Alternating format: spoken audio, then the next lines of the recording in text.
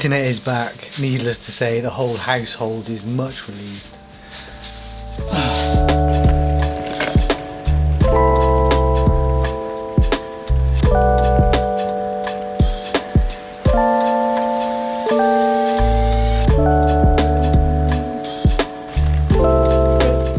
Got leaves in my mud guards that time of year, although it is unseasonably warm. I see lots of electric bikes these days. Loads of electric bikes on the cycle path, loads in the bike shed at work. They're really popular.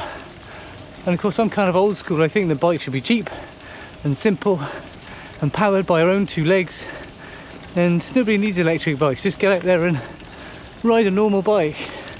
You'll be fine.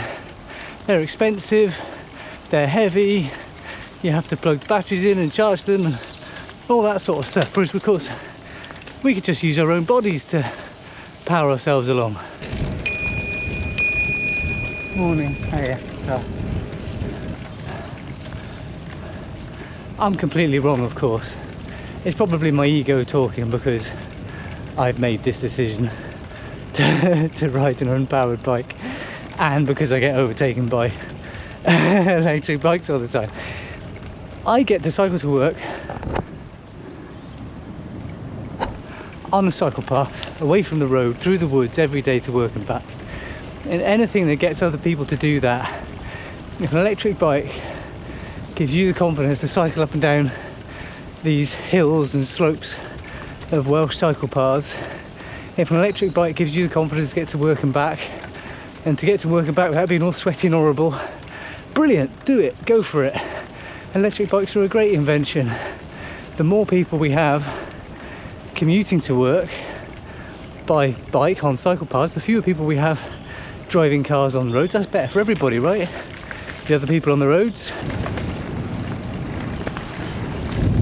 These cycle paths are a big part of my commute, and I would enjoy it far less if I was on the road every day. This is so good. And also, of course, this being autumn, love the changing colours. Over the next month or two, I'm going to get to see all the colours of the trees change at different rates, the different colours. The leaves will all come down, and then it will be winter. Love it. These were all railway lines, and when the car came along, well, everybody started using the car to get everywhere, and they stopped using the trains. All these little lines got closed down, and a long time later they got turned into cycle paths, and now we're trying to use them for cycling to work instead of using the motor car, or cycling to the pub, or cycling to the beach, or cycling to the shops, or cycling wherever, right?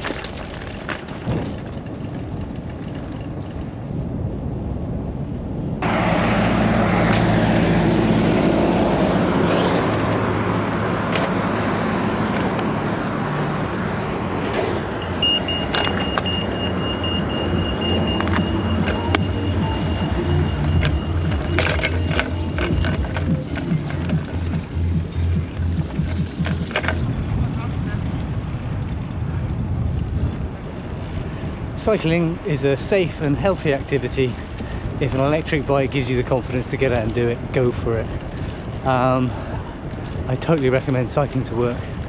People that cycle regularly are healthier, have fewer illnesses, long-term health is a lot better, and it's really good for your mental health every day. It just makes you feel good. And if it rains, like it does rain in Wales, if it rains, get some mud guards, get some good waterproofs. You'll be fine, honest. You just feel a bit more epic when you get to work.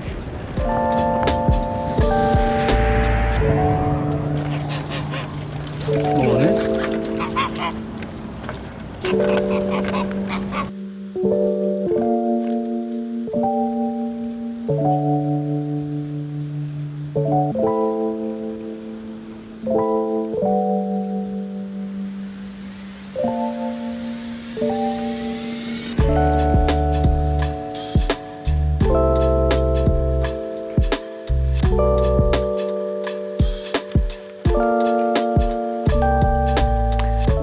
exam papers at the moment. It's part of that teaching assessment cycle, right? I was teaching yesterday. I struggle to understand whether I'm doing a good job, whether... is that, am I giving a good performance? Is it the things I've asked students to do are well received? Or is it, I guess the most important thing to measure is, are students understanding the anatomy? Is their knowledge expanding, right? Do they get the topic this week? My teaching is very interactive, I think. I talk to students a lot. We collect lots of different forms of feedback, but it's still difficult to measure whether what we're doing is good. Universities these days have lots of KPIs, lots of key performance indicators. Certainly our university does, and these measure all sorts of things which often don't feel relevant or helpful to my job at all. And yeah, I have to engage with them and reflect on them. And we've also got league tables nowadays, right? Or have done for quite a long time. So the universities get ranked in league tables, but there are multiple league tables. So which one do you choose? I think the aim of this is to help students pick which university to go to. But which table do you choose? Which metric do you choose? How do you really measure all this? It's all very soft, right? This is a lot of what I struggle with. So a lot of these measurements are very subjective, but the exam is not. It's an objective measurement of knowledge. In terms of the anatomy exam, the anatomy spotter exam, it's an objective measurement of recognition and recall, right? That's what we're trying to get you to do. Do you recognise the structures of the body? Do you recall what they're called and what they do if you get them to shorten or if you cut them or things like that, right? So that's my biggest measurement. Each year, I write all the exams for the medicine course, for the anatomy part of the medicine course. If students pass the exam, if students do well in the exam, I don't want them to pass, I want them to be up here. If students are scoring well in the anatomy exams, that's my measurement, that's my metric. That tells me that I, my team, the group as a whole, have done a good job. But even that has a flaw, because I often say that students will succeed despite us rather than because of us, right? What we do in teaching, it's only 3 hours a week. Students have to put the time in to study themselves, right, to really understand the anatomy. So really, if students are doing well, it's because they've worked hard.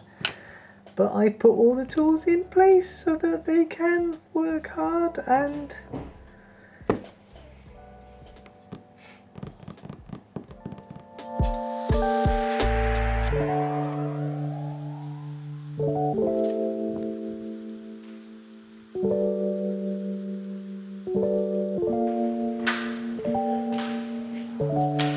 Yeah, I've still got a squeaky shoe. I'll tell you what is a good metric.